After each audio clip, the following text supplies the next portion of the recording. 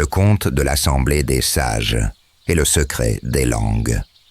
Il y a bien longtemps, dans une cité florissante de Catéopa, les grands esprits de la civilisation se réunirent en assemblée secrète. Ils étaient là, savants, prêtres, nobles, commerçants, tous réunis autour d'un même constat. Les oracles avaient parlé.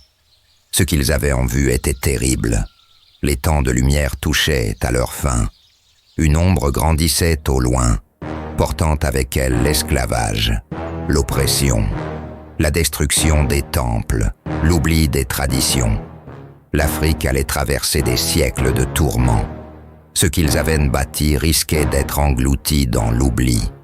Le silence régnait. Certains baissaient la tête, désespérés. « Que faire ?» demanda l'un des prêtres. « Nos descendants seront dispersés, affaiblis. Comment peuvent-ils retrouver ce que nous leur laissons si tout est détruit ?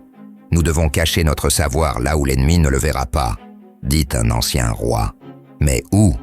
Si nous l'inscrivons dans la pierre, les temples seront brûlés. Si nous le laissons dans les livres, ils seront dérobés. » Certains proposèrent de cacher les connaissances dans des lieux reculés, d'autres d'envoyer des messagers à travers le monde. Mais tous savaient, le temps pressait. C'est alors qu'un savant respecté, gardien des traditions linguistiques, prit la parole.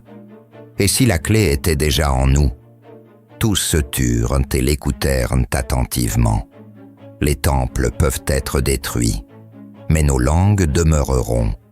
Tant que nos descendants parleront, ils porteront en eux la mémoire de leurs ancêtres.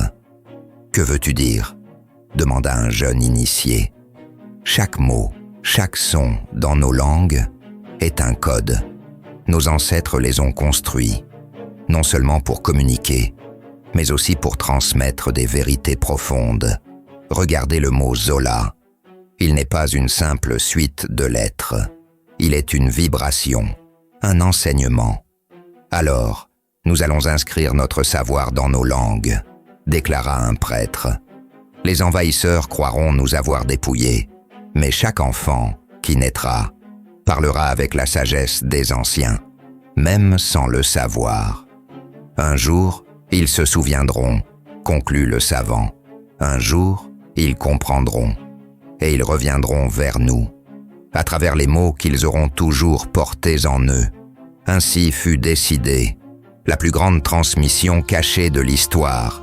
Les mots devinrent des coffres, les syllabes des clés, et chaque peuple garda en lui une graine de mémoire, prête à éclore lorsque viendrait l'heure du réveil. Aujourd'hui, nous sommes les héritiers de ce langage codé.